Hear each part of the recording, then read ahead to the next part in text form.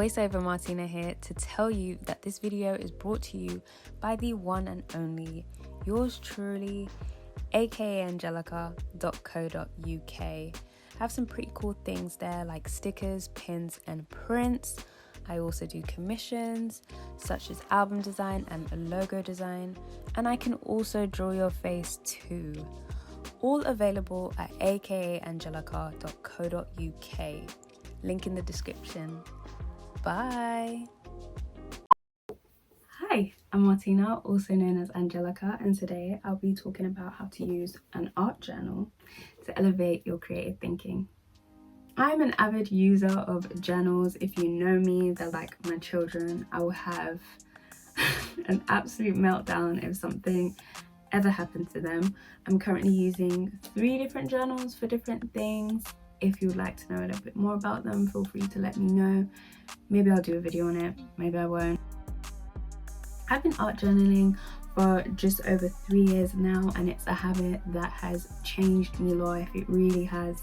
Personally, this is something I wish I started a lot sooner, as it really helped me retrain my mind when it came to my thoughts on my art, and it helped me release a lot of negativity and allowed my thoughts towards creating to be a lot more productive and healthy. To start off with, we've got to understand what an art journal actually is. Quite simply, it's essentially a diary where you track your thoughts, progress and processes in relation to your creative field. So for me, that would be art, more specifically graphic design. However, you can break it down into different categories, but we will get into that in a little bit, because we'll get into it in a little bit because our next step is to write down our goals. I think it's important for the first few pages of your journal to outline your goals. For example, a few of my goals are to do more sketchbooking, to finish a big passion project, and to design more album covers. With having it at the front, it's easy to be reminded of your goals, and you can easily add to it as well, because over time it's going to change, of course. It's crucial, however, to make sure your goals are SMART goals, okay? Specific, measurable, achievable, realistic, and time-bound. As mentioned before, one of my goals is to design more album covers. The way I turned this into a SMART goal was by asking myself the following questions. What exactly do you want to accomplish? How could you measure this goal to see if it's being achieved? Can you reasonably accomplish your goal within a certain time frame? Do your goals align with your values and long-term objectives? And when is the deadline? Designing albums is a huge passion of mine, so of course I want to create more so that I can increase my skills. I'll be able to measure this by setting a certain amount to achieve for. I went for 100 as I thought this is something that aligns with my overall objective of wanting to design for music albums, and is something I could realistically achieve within a year. With having your goals outlined, you can now use the rest of the journal to keep track of these goals, and more importantly, your journey along the way. Use your journal to note down all your ideas, and please make sure it makes sense. I cannot stress this enough. The amount of times I've written down some incredible idea at 4 a.m. and thought, read it the next day and had no clue what the fuck I was talking about. 12 p.m. Martina doesn't understand what 4 a.m. Martina means, and she never will. Let's just accept. As well as your idea, note down new techniques you've tried and lessons you've taken, because the simple fact is you're not going to remember it. If you are like me and you dibble and dabble in many creative ventures, you can always break down your journal into different categories that fit whatever it is you're doing. Ow.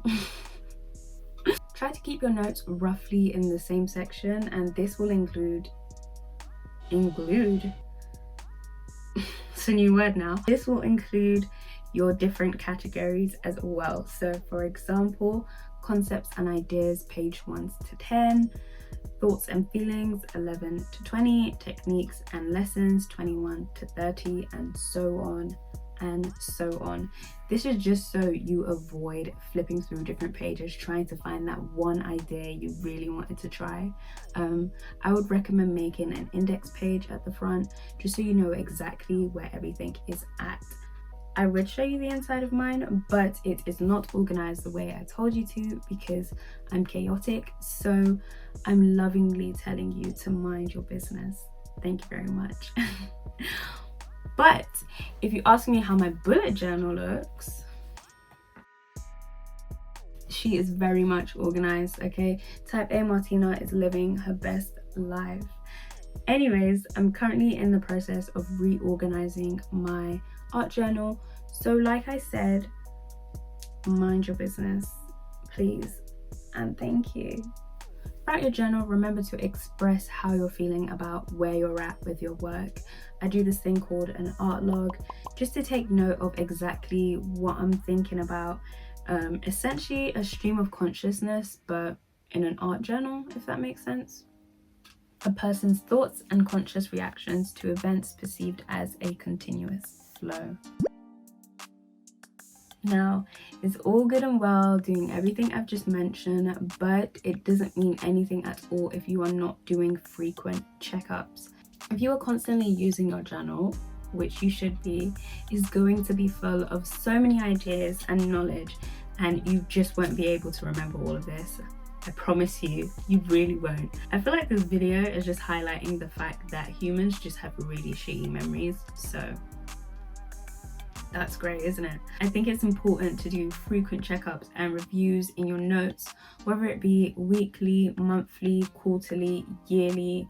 I recommend monthly and quarterly just because it's more manageable, but regardless, this is something you should definitely schedule in order to see an actual progression in your work and the way you think about your work. Use this time to really appreciate what you have achieved so far, because that's important too. When you finish a project, take time to note down what was successful about it and what wasn't so successful. This really helps with growth and really solidifies for you where you want to take your art in the future. I know this is going to sound so contradictory, but it doesn't have to be neat.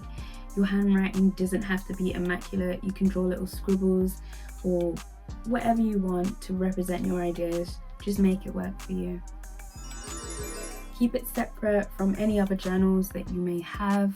Like me, I said I've got 3. You really don't want to confuse your thoughts that you have in relation to your personal life and your art life, because those are 2 separate things. I know for me and other creatives, there is a lot going in your head at once, so it's really important to have a place where you keep specific things, and this will alleviate some of that pressure. This doesn't necessarily have to be a journal for your art. It could be for whatever you want. The same principles fit for other things in your life that you may be going through, whether it's art, your career, your mental health.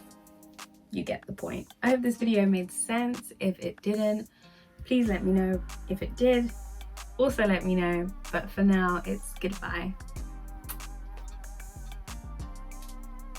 Not the lip gloss. Can you see that? I don't know, I'm blind anyways. Glasses don't make a difference, do they?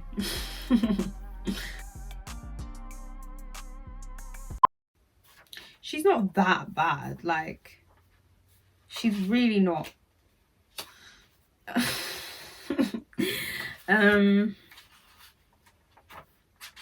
Yeah, anyways, moving on swiftly.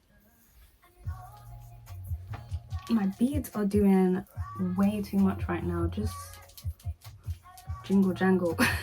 The best way possible to use an art journal to get your creative juices flowing, okay?